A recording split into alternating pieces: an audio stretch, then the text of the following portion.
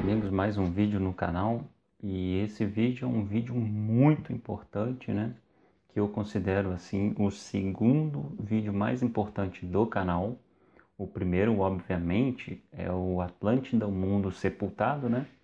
Ele é o vídeo mais importante do canal porque passa realmente a ideia do que o canal propõe, que é desintoxicar você, que é você sair dessa bolha religiosa e entender que 70, 80% das coisas que as denominações endoutrinaram ou ensinaram para você está errado.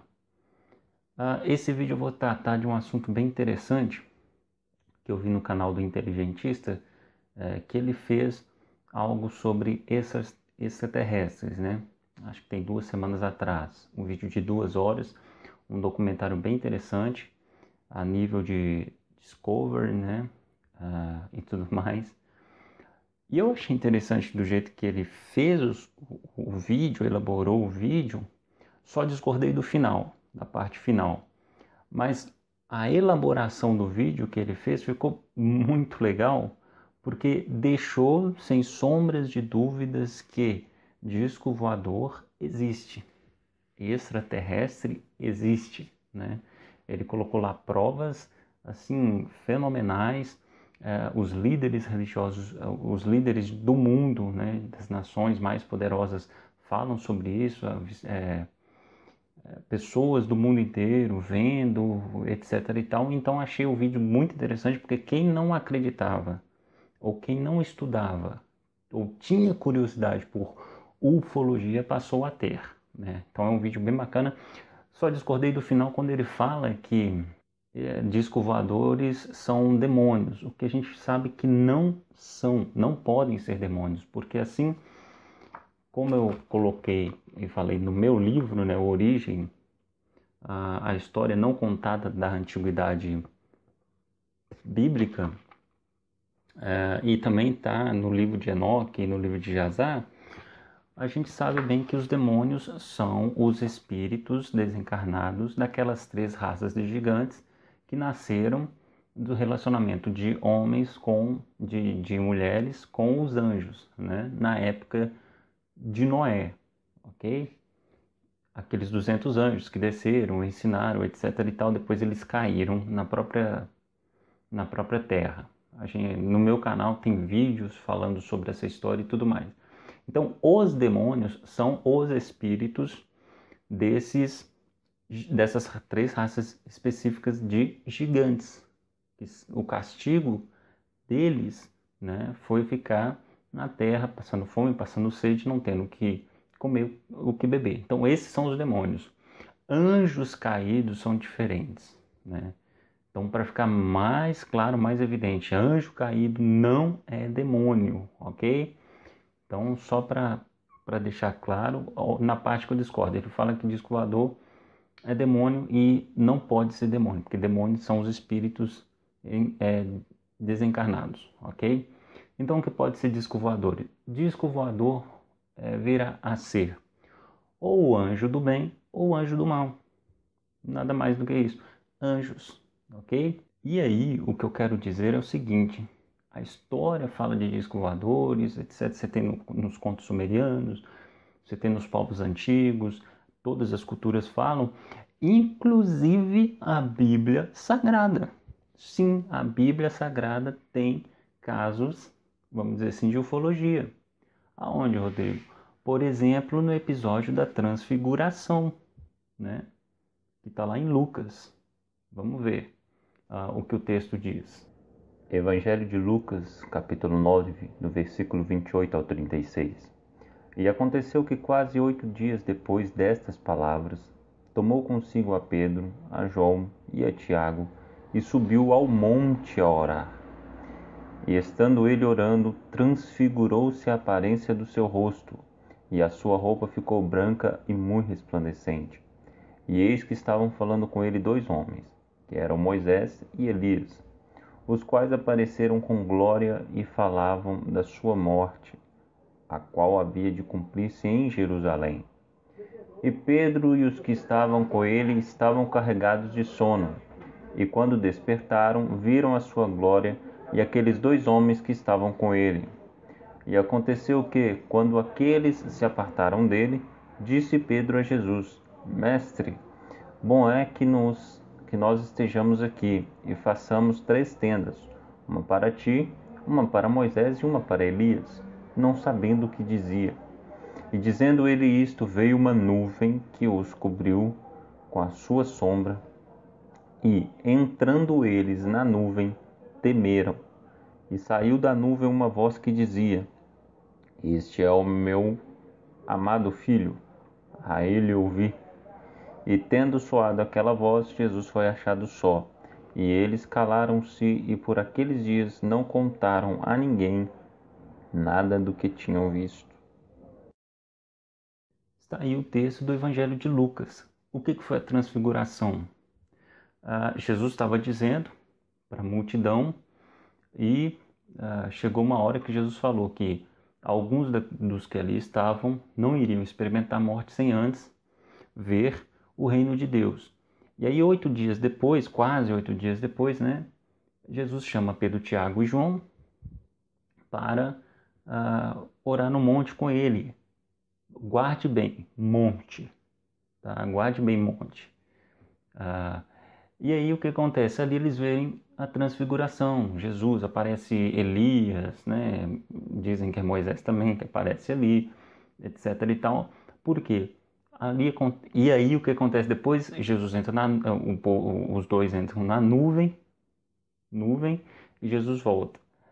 E aí tem muito crente, aliás, os crentes, os religiosos dizem, quando a gente pergunta assim, que nuvem é essa, né?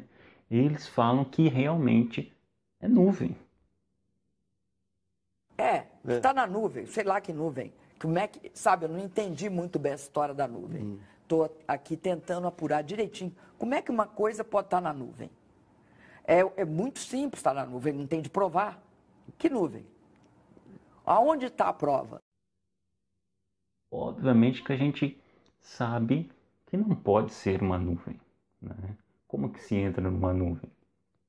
Então, o que acontece ali é o seguinte: o mesmo episódio, a mesma palavra nuvem desse acontecimento da transfiguração está lá também na passagem de Êxodo.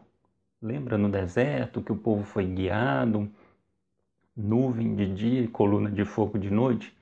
Mesmo, digamos assim, a mesma coisa, a mesma nuvem que estava na transfiguração é a mesma nuvem daquele episódio. Tanto a nuvem durante o dia e a coluna de fogo durante a noite. Obviamente que não era uma nuvem e nenhuma coluna de fogo. Ali, a gente tem que entender o seguinte: a Bíblia, ela não foi psicografada, ela não foi ditada, diferente do Alcorão, né? A Bíblia, são mais de aproximadamente 40 autores diferentes, etc. e tal, que do ponto de vista deles, eles explicavam o que estavam vendo na linguagem dos autores. Então os autores, em alguns acontecimentos, eles vão falar carruagem de fogo, nuvem, coluna de fogo, redemoinho, etc. Só que a gente sabe que não é literalmente isso que eles viram. Eles estavam do ponto de vista deles, com a limitação de conhecimento que eles tinham na época, ok? Então eles chamaram de nuvem. Porém, não era uma literal nuvem. Ali estava uma nave, exatamente. Tanto na transfiguração que desceu do monte, como a que guiou o povo no deserto, lá na passagem de Êxodo. Vamos conferir os textos. Êxodo capítulo 13, versículo 20 a 22. Assim partiram de Sucote e acamparam-se em Etã, à entrada do deserto. E o Senhor ia adiante deles, de dia, numa coluna de nuvem, para os guiar pelo caminho, e de noite, numa coluna de fogo, para os iluminar, para que caminhassem de dia e de noite. Nunca tirou diante do povo a coluna de nuvem de dia, nem a coluna de fogo de noite. Êxodo capítulo 19, versículo 17 ao 20. E Moisés levou o povo fora do arraial ao encontro de Deus, e puseram-se ao pé do monte. E todo o monte Sinai fumegava, porque o Senhor descera sobre ele em fogo, e a sua fumaça subiu como fumaça de uma fornalha, e todo o monte tremia grandemente. E o sonido da buzina ia crescendo cada vez mais. Moisés falava e Deus lhe respondia em voz alta. E descendo o Senhor sobre o monte Sinai, sobre o cume do monte, chamou o Senhor a Moisés ao cume do monte, e Moisés subiu. E aí, vendo esse texto, né, a gente sabe que essa nuvem, na verdade, é uma nave, é a mesma nuvem. Aí, nuvem de dia, porque a nave estava desligada, digamos assim, porque estava de dia, e de noite ela ligava, então ficava e aquecia como se fosse uma coluna de fogo, mas na verdade era o anjo que estava guiando, mas numa nave, ok? E aí você vai ter relatos lá em Ezequiel capítulo 1, né? Aquilo que Ezequiel viu. O que foi aquilo que Ezequiel viu? Tem a descrição perfeita, né, de uma nave. Você vai ter lá nas muralhas de Jericó, por exemplo, textos antes daquele episódio que o anjo estava com eles. Ou seja, e aí a muralha de Jericó ela foi derrubada por quê? Pelo barulho das buzinas, ok? Do chofar. Que o chofar ou a buzina é a representação em escala menor, obviamente, do que o barulho que a nave faz, que essas naves fazem. E que o apóstolo João, em Apocalipse, vai chamar de quê? De trombeta, som de trombeta. Toca uma trombeta, porque é a nave chegando, depois a outra, porque são os anjos, ok? Então, o som do chofar, ele é a representação pequena, em escala menor, obviamente, desse som que a nave faz, que eles chamavam de trombeta. E para explicar essa questão melhor, você vai ter a estrela de Belém também, que era um anjo, era uma nave guiando o povo. Enfim, em toda a Bíblia Sagrada você vai ter. Eu vou deixar aqui um trecho do ufólogo, né, que é um ufólogo muito importante, chamado Ademar Givaerd, né? Ele é muito conhecido não só no Brasil como no mundo, para explicar essa questão do ponto de vista do autor. Quando ele foi lá no Amazonas estudar esses avistamentos, né, de disco voador, como que o povo lá isolado do Amazonas descrevia um disco voador, e você vai entender que seria a mesma percepção que os autores bíblicos tinham desses mesmos eventos. E aí você vai entender o que eu estou dizendo. A última vez que eu estive aqui, eu recebi informações de ocorrências ufológicas de São Miguel da Cachoeira, Tabatinga, lugares assim. Porque esse fenômeno, ele cobre todo mundo.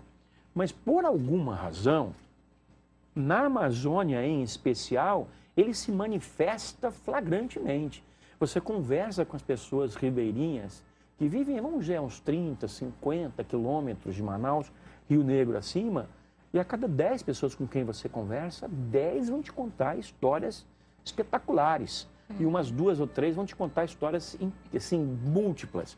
Só que eles não falam em discos voadores. Os ribeirinhos são pessoas muito simples. Eles associam aquilo que eles veem a fatos que eles conhecem no seu dia a dia, que é um dia a dia muito simples, muito básico. Por exemplo, cansei de ouvir histórias aí pelo Rio Negro e outros lugares sobre um tal de forno. As pessoas dizem que vem um forno passar. Um forno, como vocês sabem, eu não sabia, eu sou do sul do país, é um tacho para se queimar, torrar farinha de mandioca. Eu custei um pouquinho para aprender isso, mas quando eu descobri, eu comecei a identificar um monte de casos que as pessoas se referiam a discos voadores, as naves passando, quando vistas por baixo, parecem ser um forno. Outros casos são, por exemplo, pessoas que me contam que veem ilhas que não existiam antes no meio do rio, ou castelos que saem do rio e se elevam e vão para o céu, porque eles veem uma estrutura cheia de luzes e eles associam a castelos na sua simplicidade. Há uma riqueza fabulosa, encantadora, charmosa até na descrição dessas pessoas. Por isso que eu sou muito interessado, sou praticamente obcecado pelas histórias do Amazonas, e sempre que eu posso, a convite da minha amiga Umaia, venho aqui fazer palestras e fazer pesquisas para saber mais do que acontece aqui. E tem outra, eu levo essas informações para o sul do Brasil e para outros países. Fiz palestra recentemente sobre UFOs na Amazônia,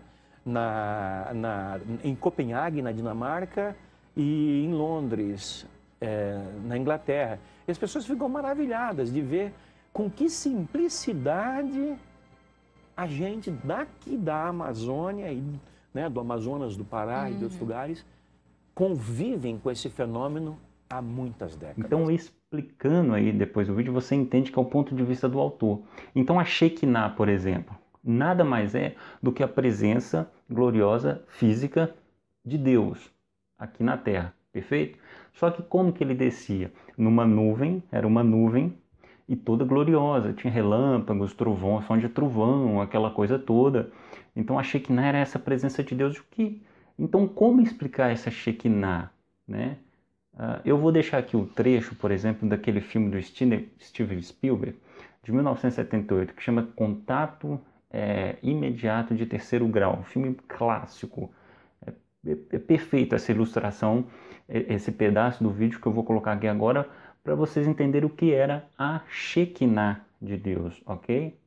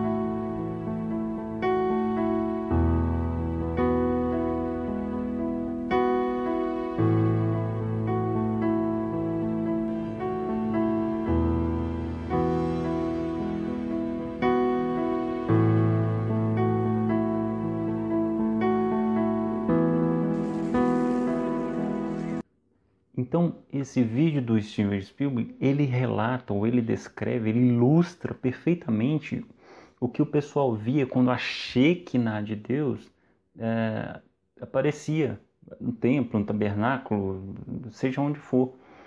Mais ou menos essa visão que eles tinham, a nuvem chegando, uma nuvem toda grandiosa,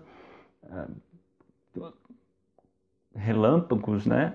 Barulho de trovões, relâmpagos, vocês viram como ela estava chegando, no monte, né? Você vê que interessante, né? Quando Moisés recebe os 10 mandamentos, no monte, aí você tem Monte Horebe, Monte Sinai, Jesus vai reinar no Monte Sião, então é sempre monte, Jesus ia para o monte orar, né? Para conversar com Deus, etc. Então era sempre monte.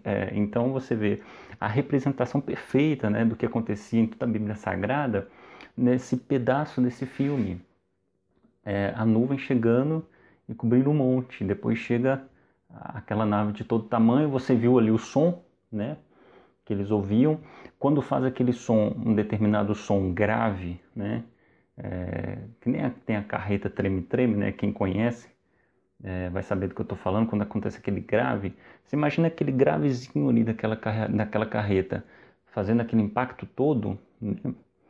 Imagine daquele tamanho, em uma escala muito maior, infinitamente maior, aquele grave.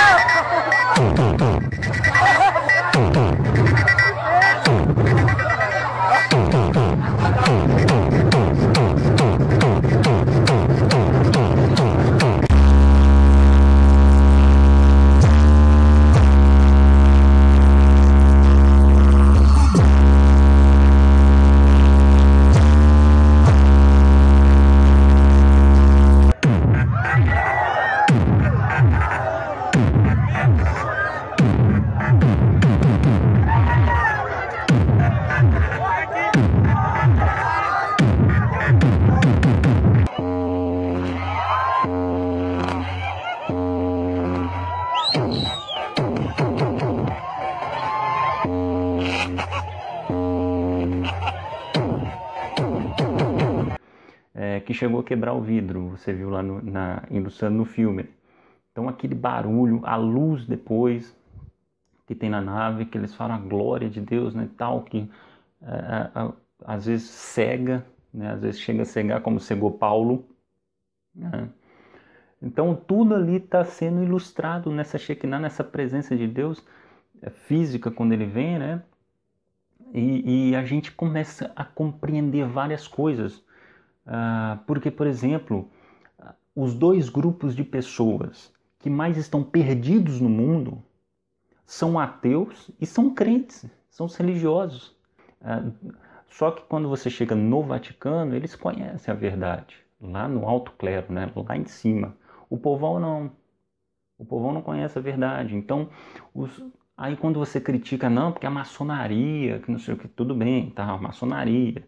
Aí você tem no espiritismo, você tem, vamos dizer assim, os Illuminatis, esses poderosos que dominam o mundo, eles conhecem a verdade. Obviamente que alguns escolheram o lado errado, mas conhecem realmente qual é a verdade por trás de tudo, do planeta, do universo, como funciona, etc. Só os ateus e os crentes que não entendem e estão perdidos por aí, né? Os crentes, por fazerem a Bíblia um conto de fadas, né? Por mostrarem um Deus que tem varinha mágica, que eles fazem assim, pum, alakazanca, tá? E a coisa acontece, eles acham que Deus age dessa maneira, né? Colocando conto de fadas em tudo, espiritualizando tudo, simbolizando tudo, né? Colocando tudo como simbolismo. Aí você vai ter o quê? Essa vergonha que está aí, cada doutrina mais esquisita do que a outra, para explicar, não, porque Deus trabalha desse jeito, não, Deus trabalha daquilo, não sei o quê. Se eles questionassem da maneira correta, eles teriam a resposta correta. Só que eles estão questionando da maneira errada. Obviamente que eles vão ter respostas erradas. E é assim também com os ateus, que negam, vão para o outro extremo. Eles negam tudo isso, que não existe isso, não existe aquilo, que o universo veio do acaso, que o homem surgiu de uma sopa primordial e que não sei o que, os aminoácidos e parará e pororô, aquela coisa toda, aquela enrolação toda, que o ancestral comum do homem, que viemos do mesmo primata que o macaco, o orangotango, o gorila vieram também. Então tem um outro extremo, é muito ceticismo. Em compensação, quando você vai para os crentes, é muita conto de fadas. E aí você não consegue encaixar no quebra-cabeça da humanidade, né? Porque a humanidade tem um quebra-cabeça. A Bíblia é a parte do quebra-cabeça, a maior parte desse quebra-cabeça. Só que aí você não pode ignorar todas as coisas. Você entendeu?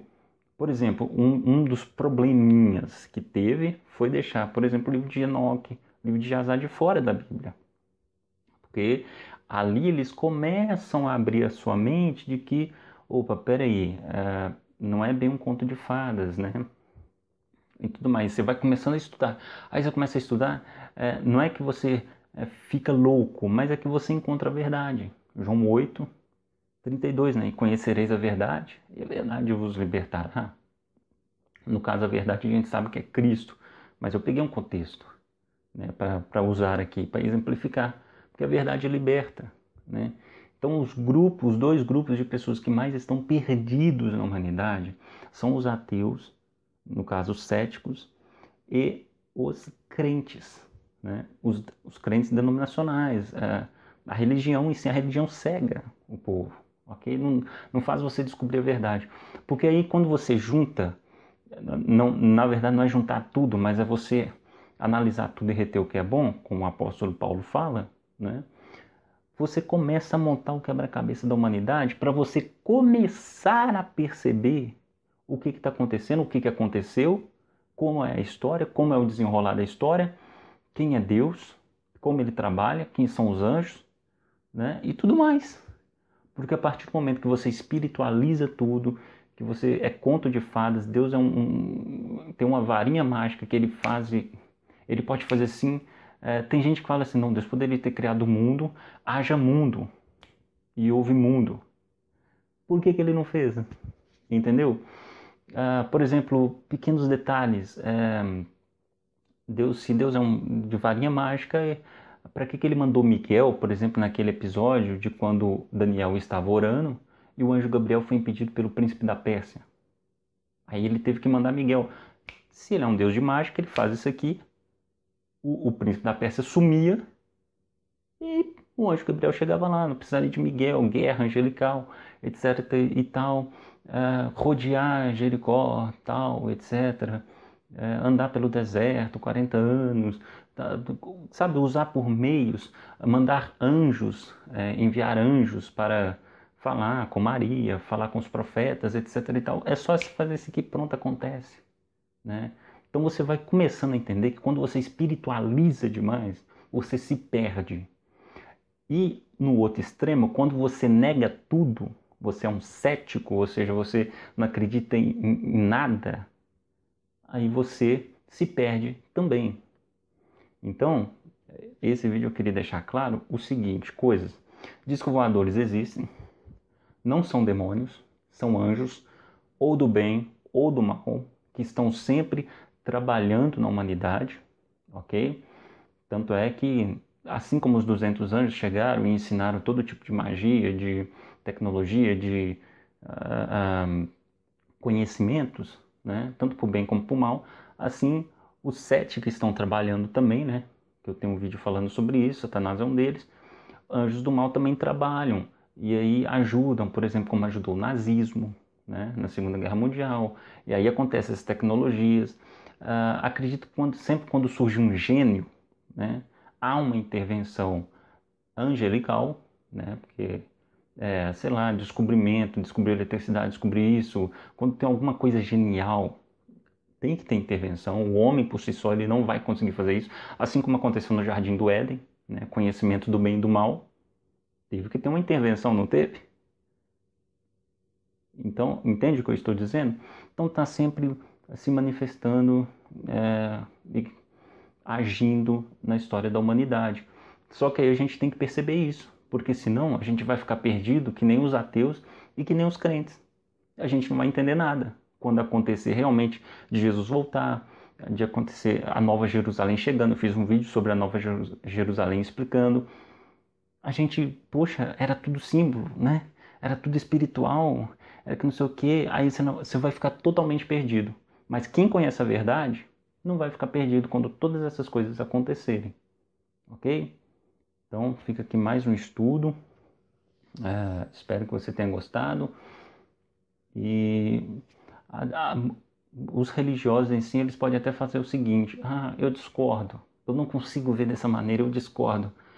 É o máximo que você vai conseguir, porque e é o direito que você tem, mas você nunca vai conseguir provar que isso é errado. Isso você não vai conseguir, ok? Então, se você gostou, deixa o like, compartilhe para quem se interessa pelo assunto, né? Se não se inscreveu, inscreva no canal e vamos, que o estudo não pode parar.